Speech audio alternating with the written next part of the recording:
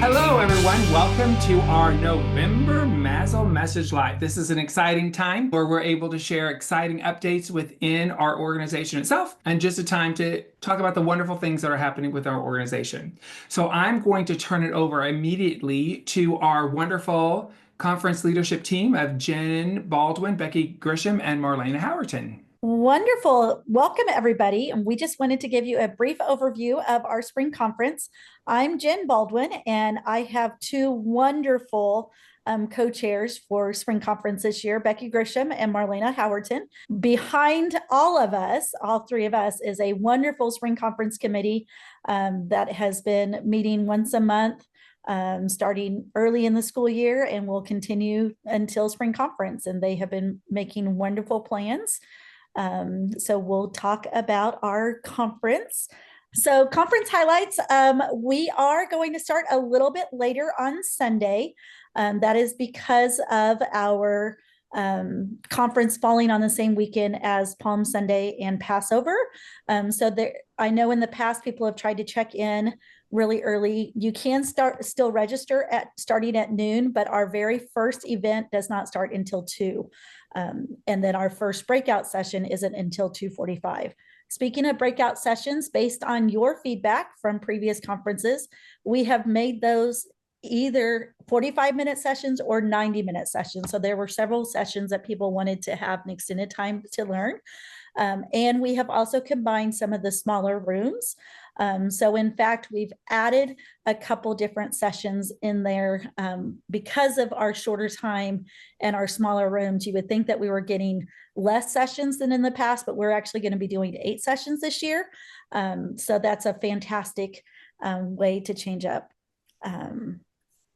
conference a little bit. The other feedback, the biggest change we have noticed in terms of cost, we'll actually pay for a Sunday dinner instead of a Sunday boxed lunch. The Sunday dinner will be a buffet, and it will be when we actually have our keynote. So in the past, we've started the conference with the keynote, but we will have a couple sessions before our keynote that night. Just like always, Sunday will continue with our region meetings and our diversity book club meeting. And this year we will be discussing in person That Librarian by Amanda Jones. We have a couple other diversity book club selections throughout the year, but this one will be the only one that we have in person. Everything else will be online. Monday and Tuesday schedules are pretty similar to what we have done in the past, except that our exhibit hall will be open after our Monday first session and recognition breakfast and general business meeting. So the exhibit hall opens on Monday, stays open until the close of conference on Tuesday. And then our Tuesday keynote conversation, our Tuesday keynote is a conversation. It's like a fireside chat instead of an actual talk. So the question in the group is, if I come down Saturday and say Saturday night, can I check in Saturday, or do I need to come down Sunday and check in for conference officially? No, you can absolutely check in on Saturday if you are staying at the conference. There is no registration open for our conference until Sunday, but you are definitely able to stay at the hotel Saturday night. Those of us that are on the board and also spring conference, there's actually several MASL meetings that are taking place on Saturday. So there will be people down there that you can probably run into, but that will actually help save some time with check-in as well. So that's a great idea. And I am working on, there's been several churches that have gotten back with me, but I am working on a church directory for that Sunday morning for those that want to leave and go to church. So that's a great question. I appreciate you watching that, Matt. Our Sunday keynote is school librarian Christina Holzweitz. She is from New York and has been a librarian of the year for School Library Journal, Mover and Shaker. This past year, her school library was the National School Library of the Year from AASL. She has written Hacking School Libraries, which is a pretty short book that you can read to get some ideas to improve your library overall. She's a huge makerspace guru. In fact, that's what she won her School Librarian of the Year award for. All of her makerspace, or what she established her makerspace with, was community service. She also does a lot of individual group or individualized planning and bringing people together to come up with different professional development. So she's done lots of different things and in charge of the DIMCO library book or library planner. She's been inspirational in many different ways. So she is our Sunday keynote, and we'll start off our journey together. Our Tuesday keynote is Michael Threets, who I think everybody is very, very, very excited to see. He is well known for his social media post on Library Joy. Currently works with PBS and is their librarian that's on staff there. So he's been doing lots of commercials as well on PBS. He was a public librarian in Solano County, California. So, and has received lots of different awards, including the I Love My Librarian award just this past year. So he will be there on Tuesday and will be very exciting. Our spotlight speakers I have been announcing since our fall PD. We have 3 of them. The first one is Becky Calzada. She is the AASL National President this year. And we'll be doing a couple different sessions for us. She'll have one session on just AASL and why it's important to join and what that organization can do for us. And not only that, what we can do for the organization in terms of volunteering and serving on committees, things like that. She will also do a session on advocacy and building coalitions. That was a request by our MASL leadership based on her experience with the Texas freedom fighters. Darby Valentini Huff, is a former Missouri Teacher of the Year and has different sessions planned. She is doing the STEM Storytime Recipe for Success, as well as supporting student mental well-being, a librarian's role. She has been very big recently into SEL and the counseling world and wanted to show how librarians and counselors can work together. But she's also been in the classroom in the gifted area as well. And so she has lots of different ideas. I know she currently does some Tech Tip Tuesdays that I follow her with on social media. So, and then backed by popular demand is Kimberly Young. She's the DIMCO book doctor. She will still do her book care and repair workshop that was similar to what was last year. But she is also going to be doing a new workshop called More Books in More Hands, which is the DIMCO's workshop that she has planned in terms of collection development and circulation statistics. So increasing your circulation and having a library that is built around your students' needs. Those are our 3 spotlight speakers. We do have some upcoming deadlines. Don Moore is one of our SGR people in the background that has been helping us plan spring conference. That Tuesday or Monday lunch will still be our SGR recognition luncheon. So we will have lots of time to recognize those that have won those special awards. November 15th, don't forget that the School Librarian of the Year application deadline has been extended. Everybody can apply for that. December 15th is the normal deadline for all the other SGR applications. That is also the deadline to submit a workshop proposal. And then we also don't want you to forget that the January 31st is our early bird registration deadline. And that is the last day that you can qualify to get a t-shirt for free. Curate Your Crowd is one of those things that have started and we will continue this year. I know all 3 of the spring conference leaders, Becky, Marlena, and I have worked in a K-12 library world. And so these people that are attending spring conference solo are special and dear to our hearts. We want to make sure that every member feels welcome and gives them another person, a network to touch base with throughout the conference. And then that network will, I'm sure, continue. So we have Jennifer Parker and Lauren Martin, who are actually in charge of our membership or part of our membership committee this year. They are in charge of Curate Your Crowd. And so they will be planning different events, including helping plan the first time attendee and Curate Your Crowd meet and greet that starts our conference off on that Sunday from 2 to 2:30. They will probably end up having a reserved table at trivia night for those that are curate your crowd, so that you can be part of a team. And then they will probably reserve seats to eat together at meals. So those are just some ideas that we want to ensure that everyone feels welcome. Our new members, our returning members, our retirees, we want to support you through your entire library journey. Thanks, Jen. Welcome. It's a huge endeavor, and we thank you for you and your team for leading us through. I look forward to it. I think it's a great thing journey together, and I look forward to attending the sessions and listening to the keynote. So thank you. We have a new Readers Award coming out, and many of you know that it kind of bridges the gap between the Show Me's and the Mark Twain's, and we will be sending out a survey that will allow students from across our state to vote on which name should be selected. The choices are Discovery Readers Award, the Hawthorne Readers Award, or the Osage Readers Award. All of those have ties with the state of Missouri, much like the other Readers Award. When we send the form out, you will vote. You will just tell us the total number of students who voted in your school for each of those awards. What will happen is we will send that out probably the beginning of the December, and we will expect those back before you leave for winter break. And that way, then in January, we can start creating a logo and having our team work on a logo. And then that will be announced at Spring Conference in April. So I'm looking forward to that. And our next exciting event here on MASL Message Live is we have Jen here, who is the author of Acorn Was a Little Wild. And I will tell you that share those books with our students.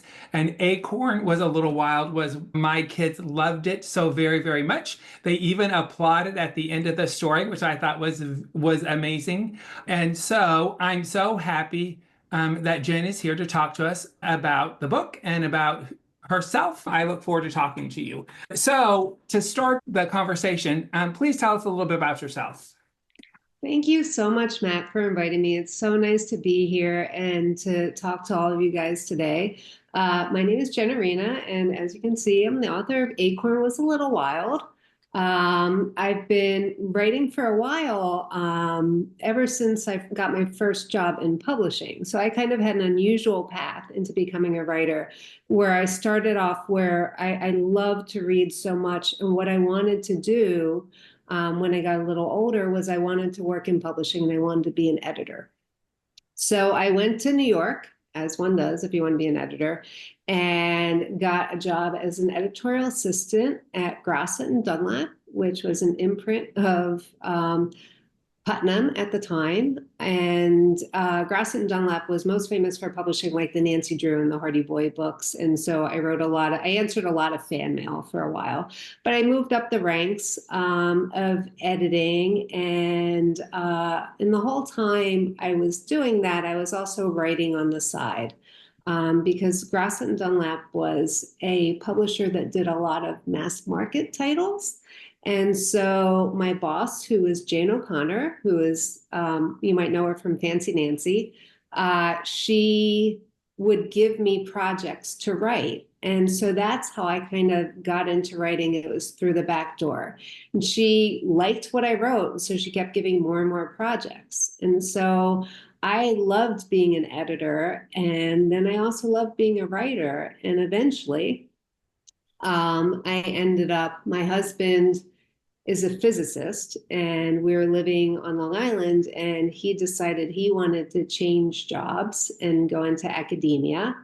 And so he got a job down in Tampa, Florida. And at that point, I shifted my focus away from corporate publishing and more to the writing side. And it's been wonderful because I've had such a blast writing books for kids, and I've had a lot of luck getting things published. And I'm just so honored to hear how much you enjoy reading Acorn Was a Little Wild, and just so flattered that kids actually like hearing it. And that they clap at the end. So thank you all. That's a little bit about me. And of course, I can answer any more questions you have. So what was the inspiration for the book? like how did you come up with the idea Acorn was a little wild? It was inspired by my dog.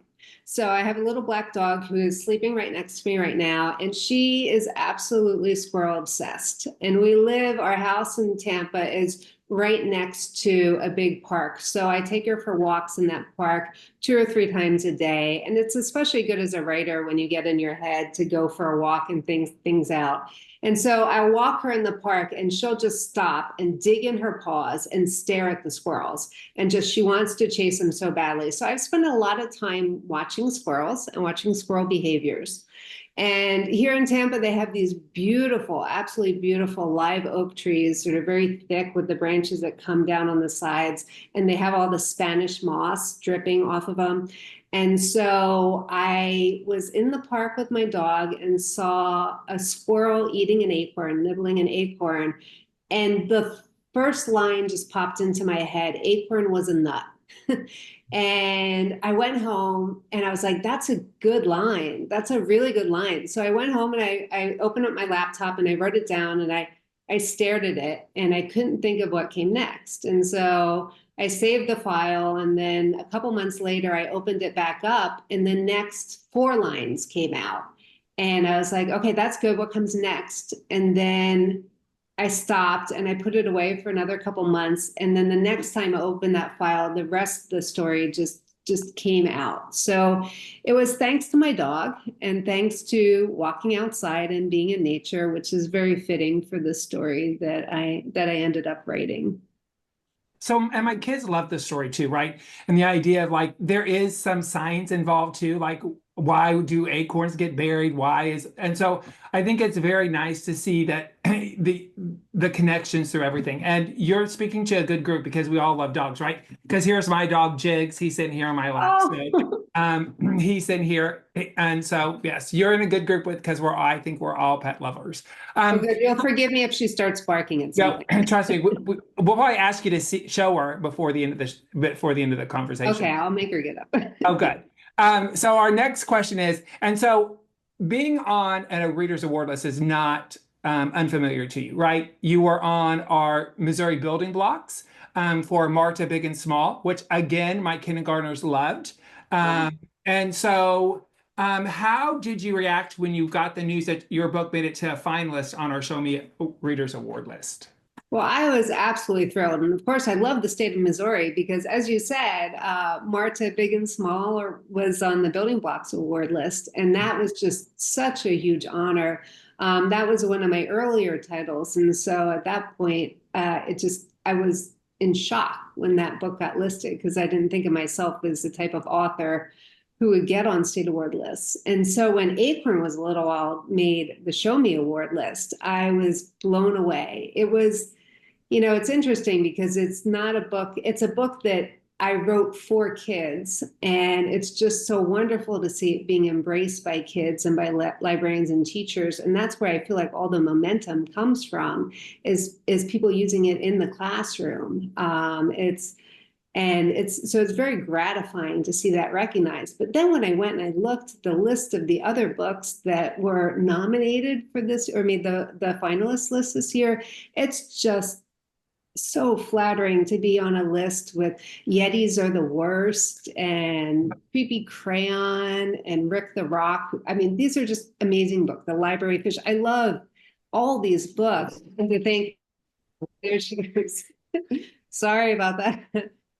Just to think that my list is that my book is on the same level as those books and that kids like it the same way. It's such a huge honor. So I was blown away, really just so honored. Well, I'm glad. And the book, so, brings so much joy to our kids, right? And I think I wish you could have heard, as I read the story aloud to class after class, how much joy it brought. And one of the librarians in our group, Sheila, said, "My students loved your book, Jen. We decorated our own wild acorns last week," and she included a picture in the thing. So hopefully you'll be able to check the chat out. Oh, I'd love to see that. I got to find where the chat is. Oh, there it is. Okay. And so, something I've always been interested in, can you talk about the collaboration process between the author and the illustrator? It's interesting because, as I mentioned, I worked in publishing for many years as an editor. And in general, for most books, the illustrators and the writers do not overlap at all, do not collaborate on an act. Like there's the editor and the art director act as a go-between between the author and the illustrator. And I respect that a lot because when I write a manuscript, I want the illustrator to bring their vision to it because I'm a visual person, but that's not my area of expertise. And so if I try to micromanage what an illustrator is going to do, I feel like it would limit the book. And so for an illustrator to just go out there and bring what they see based on what's in the story that I wrote, based on the words, it's always to me way more inspiring than if they just were able to translate what I had in my head on the page. So for example, with Acorn Was a Little Wild, the spread that it just blew me away when I saw it is the one, I don't know if you remember, with the seasons. I'm going to find it. And it's this one. Yeah. And the text is so minimal. I mean, it was like day after day, week after week, month after month, year after year. It's just the kind of thing that you just write and you don't even think about it. And Jessica just came up with this spread that when I saw it, I couldn't believe how beautiful it was and how it just conveyed the passage of time. And she was the one who brought the seasons in like that.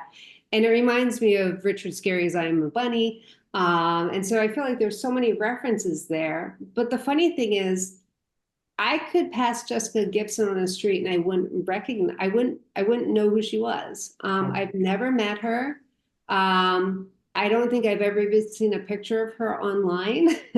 If you go to her website, she's got her portfolio, but she doesn't have any. So I don't even know what she looks like. And so it's kind of amazing to think that the two of us in our two little corners of the world came together through the magic of publishing to create a book that I'm just unbelievably proud of, and that her art I just think is so inspirational and makes kids so happy. Like when they look at that picture, a lot of kids, when they look at the picture of the seasons, they love the fact that in winter Acorn has his tongue sticking out to catch the snowflakes. And of course that's not something I would have put in the text, and it wasn't in an art note or anything, but it's something that she just brings there. And kids also seem to love the ones where the acorns are kind of like hang gliding or parachuting or surfing off the tree.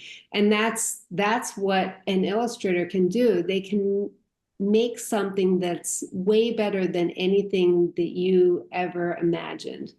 But then there's also some collaboration in the sense that, like, when acorn first pops up through the ground, the original illustration she had was not very accurate for what an acorn sprout would look like. And so for me, it was very important because, as you mentioned, I do think it can be used to teach elements of science and the life cycle of a tree. So it was very important to me to have her illustrations are not realistic in any sense, but I wanted it to be accurate in how an acorn sprouts up. And so I'd sent her a bunch of references on what an acorn looks like underground when it's starting to sprout and what it looks like when it first comes up through the ground.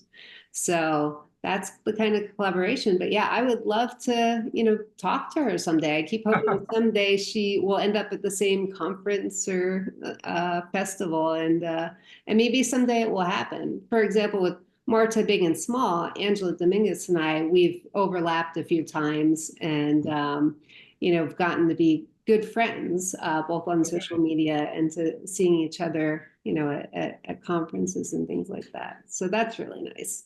Well, I feel like, so I could be wrong, but I feel like it's like a surprise, like birthday gift, right? When you get the pictures and you open it up, because if there's very little collaboration, right, then it really is a surprise for you as you open what the illustrator has envisioned your story to be.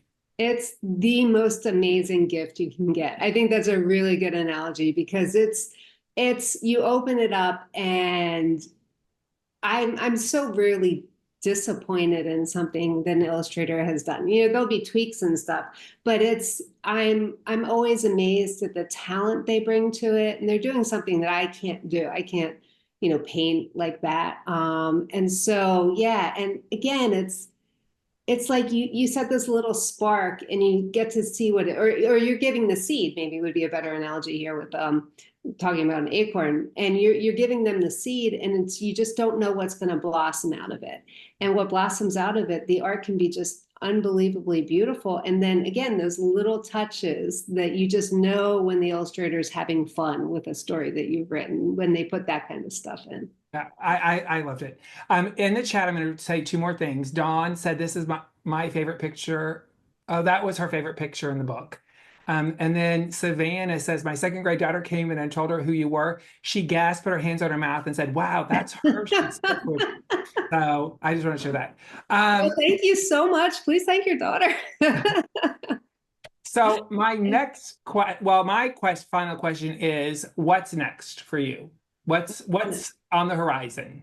I have some really fun things in the works right now. I have another little series going that the first book was called Besos for Baby, and it's a young board book that's in both Spanish and English, kind of like Marta Big and Small.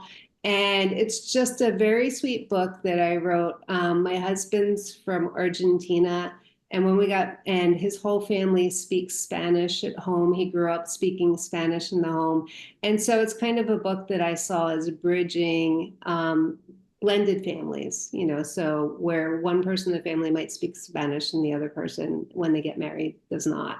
And so that's done really well. And then I did a follow-up book called Sonrisas for Baby. And the publisher reached out to me earlier in this year, and they wanted abrazos for baby, which means hugs in Spanish. So speaking of the gift of the art, I just got the sketches for that last week, and I'm just absolutely blown away. I mean, Blanca Gomez, her art is just so sweet, adorable, simple, but very powerful and colorful. And so I'm really excited about that one. I can't like me remember when it's coming out, but it might be 2025.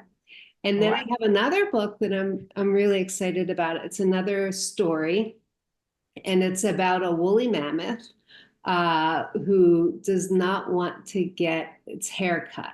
And so the thing about it's a fun story that the inspiration was actually happened during the pandemic. I don't know about you guys, but I didn't get my hair cut for a long time.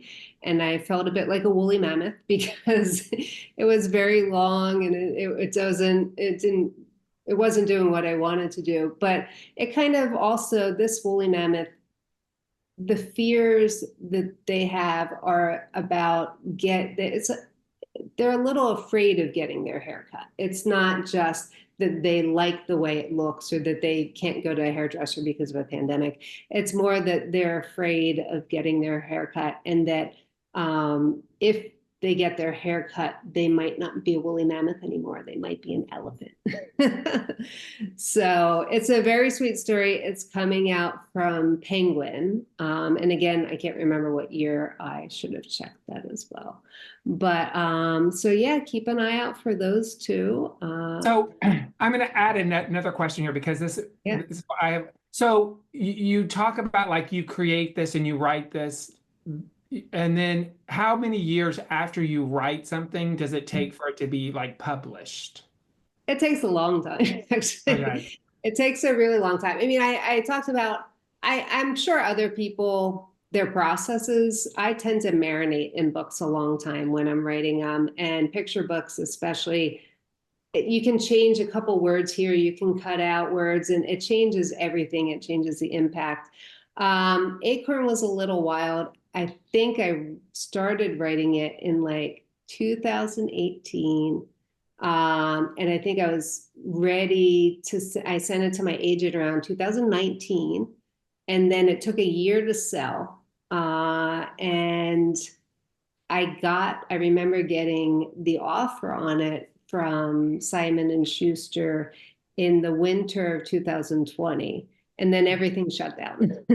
Uh, So it felt a bit like Acorn being buried in the dark for a little while there. But then it came out in 2022. So actually that's pretty quick. That's very standard for about 2 years from the time when it gets acquired to when it publishes. And that's in part because, and now I'm putting on my editor hat here, because they need a very long lead time to sell into bookstores. So at this point, when publishers sell books into bookstores, and this is really not driven by your independent bookstores, this is driven by your Barnes and Nobles and, Target and stuff like that. They need to be selling from fully illustrated books. So they're selling a year out using a fully illustrated ARC or dummy at that point. So that's why it takes so long. But I've also had books that took even like 2 years. Again, like I said, it's pretty good.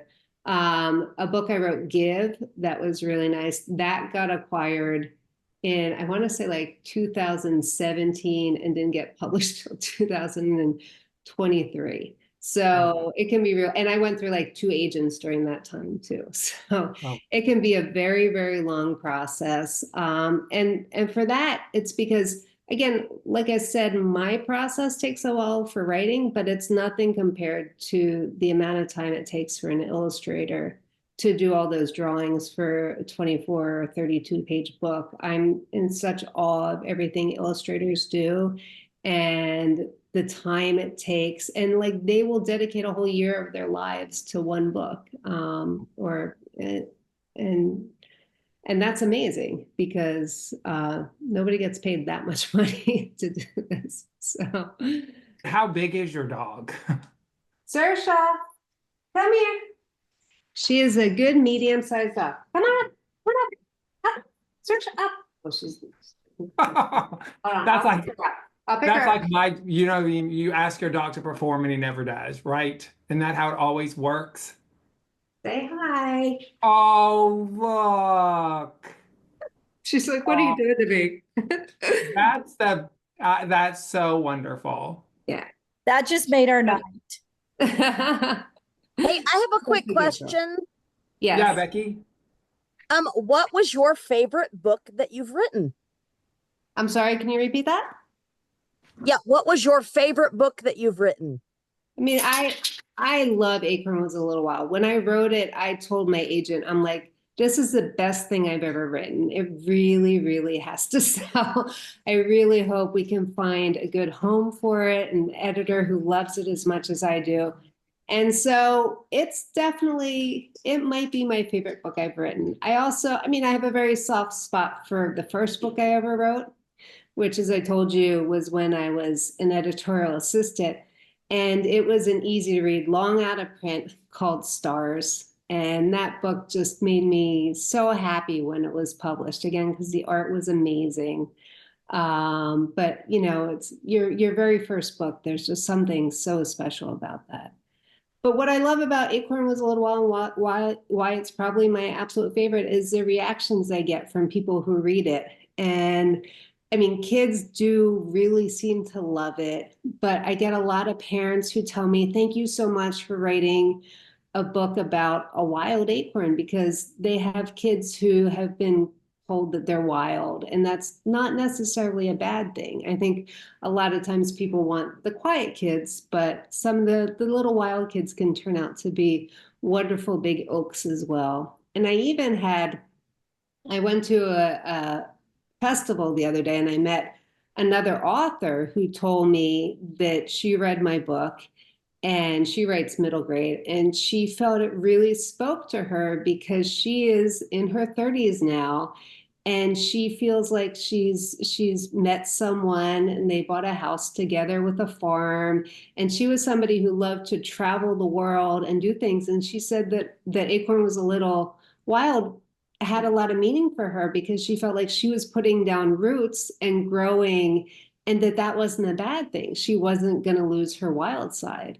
So it's been a really special book for those reasons, and because it speaks to people in different ways, but it also I never thought I would write a picture book that would speak to adults as well as kids in a way that can really touch them. So Dawn asked the question, what was your favorite book growing up? my favorite book growing up was Leo the Late Bloomer.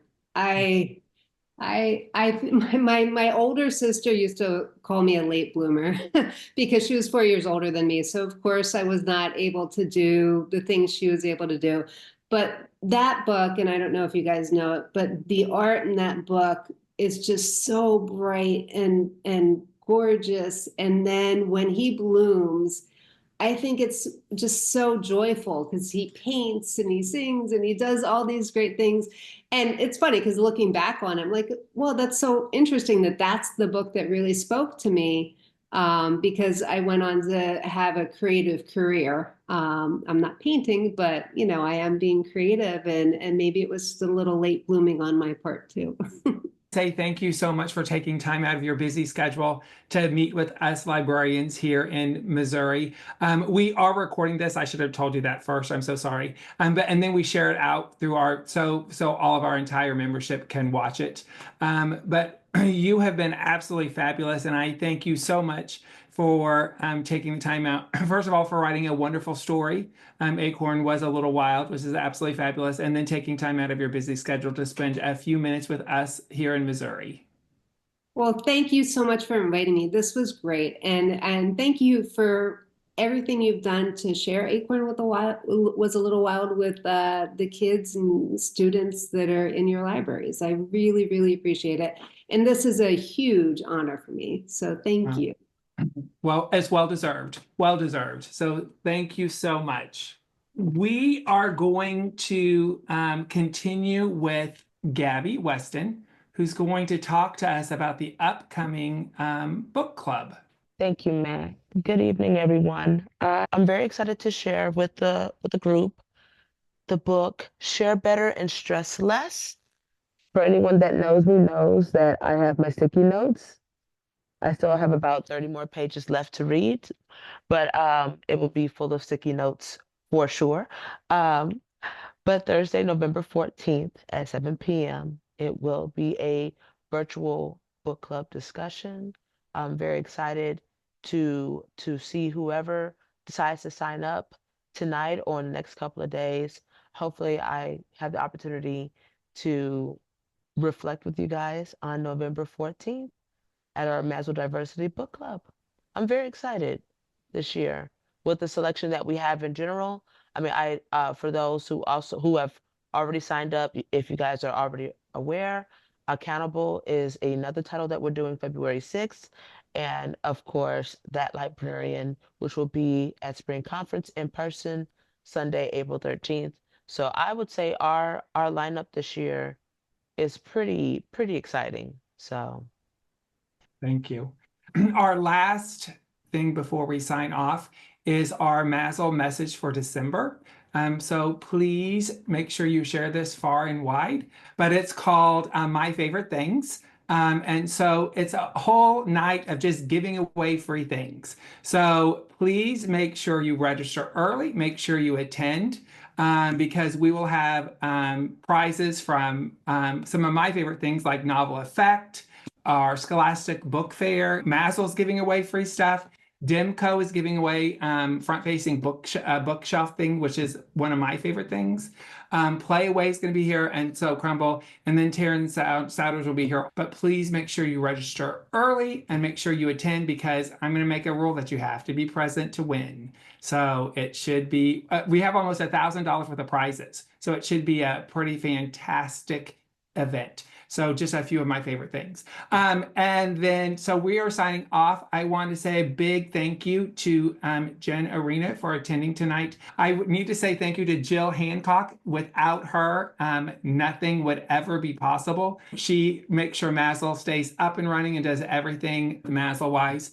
And then a big thanks to, of course, our spring conference team. Jen, Becky, and Marlena. And then finally, most importantly, thanks to Gabby for talking about the Diversity Book Club. And last but not least, thank you all for taking time out of your busy Monday to spend, I guess, 47 minutes with us here. So you are greatly appreciated. Have a great Thanksgiving and make sure you mark your calendars because we will see you on December 9th. You don't want to miss it.